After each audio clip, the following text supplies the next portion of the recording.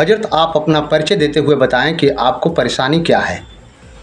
मेरा नाम नौमान अहमद है। मैं झारखंड राज्य से पलामू ज़िला नवा बाज़ार मेरा घर है।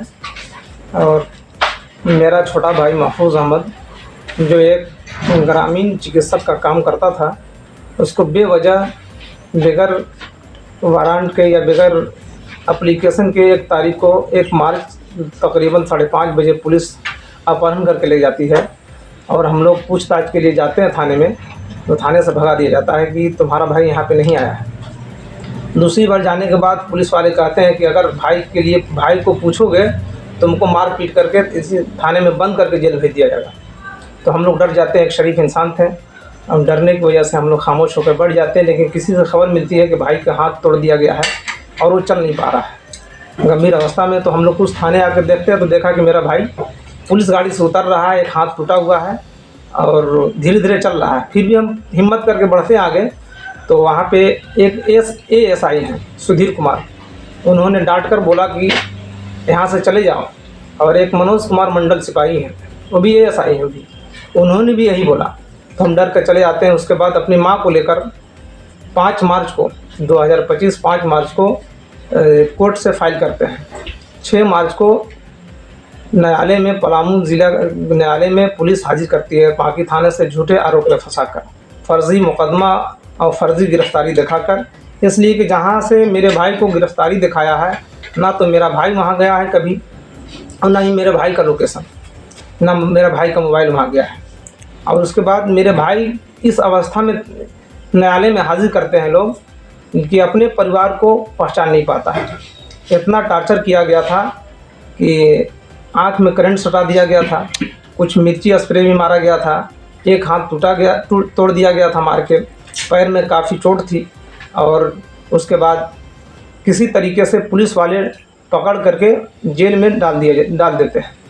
ठीक 2 घंटे के बाद फ़ोन आता है कि ऐसी ऐसी हालत हो गई है आपकी भाई के, आप रिम्स में रेफ़र कीजिए, बहुत गंभीर हालत है, नहीं तो आप यहाँ आइए, नहीं तो रिम्स जाइए। हम लोग रिम्स में होते हैं। जब उसका कपड़ा उतारा जाता है तो क्या देखते हैं कि उनके पीठ पर 2 से 3 हज़ार डंडा मारा गया है। डॉक्टर इस चीज़ को वीडियो बनाते हैं, फ़ोटो खींचते हैं और क्या देखते हैं कि एक हाइड्रोसिल उनका फटा हुआ है, यानी फूट कर पानी हो चुका है।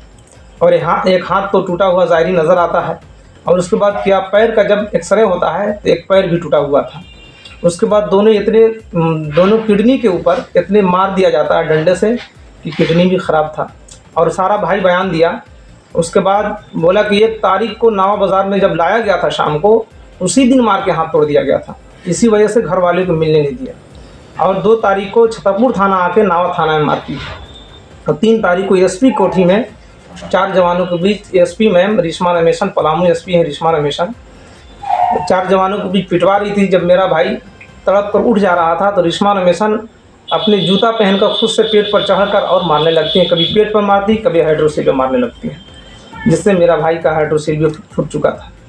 और उसके बाद ये सारा बयान देने के बाद मेरे भाई को डॉक्टर से मिलकर एक छतरपुर थाना प्रभारी हैं, पलामू ज़िले में छतरपुर थाना आता है, और छतरपुर थाना में वो थाना प्रभारी प्रशांत प्रसाद हैं।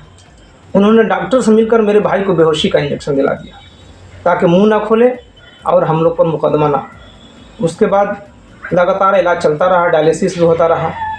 और होते होते डायलिसिस 23 मार्च को तकरीबन 4 बजे मेरे भाई की मृत्यु हो जाती है।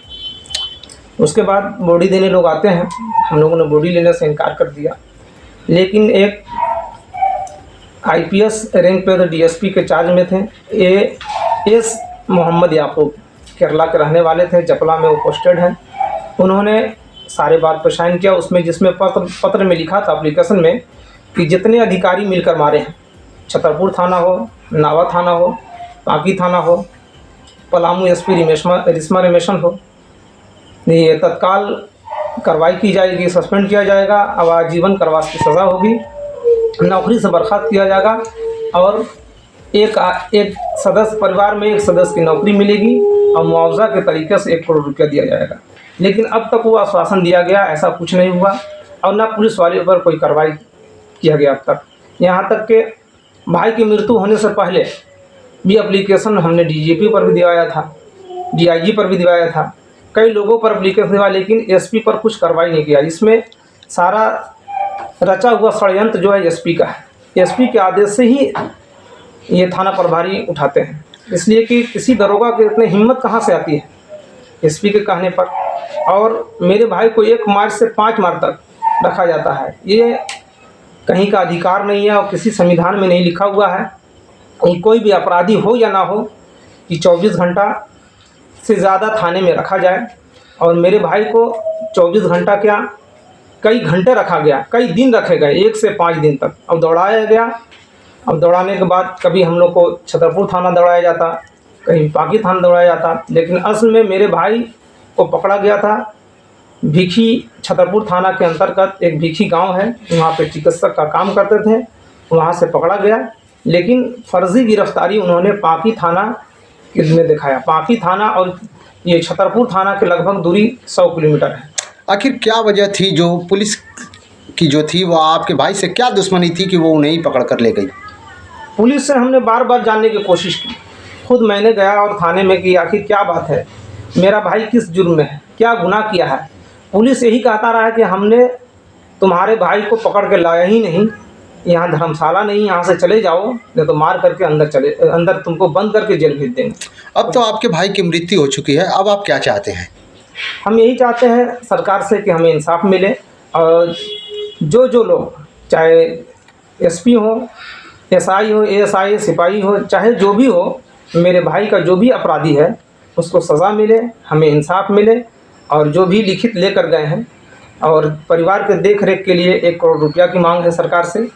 और एक सदस्य के परिवार में जिसको माता पिता चाह जाए उनको नौकरी दी जाए, और जो भी है उनको तत्काल सस्पेंड करके नौकरी से बर्खास्त किया जाए।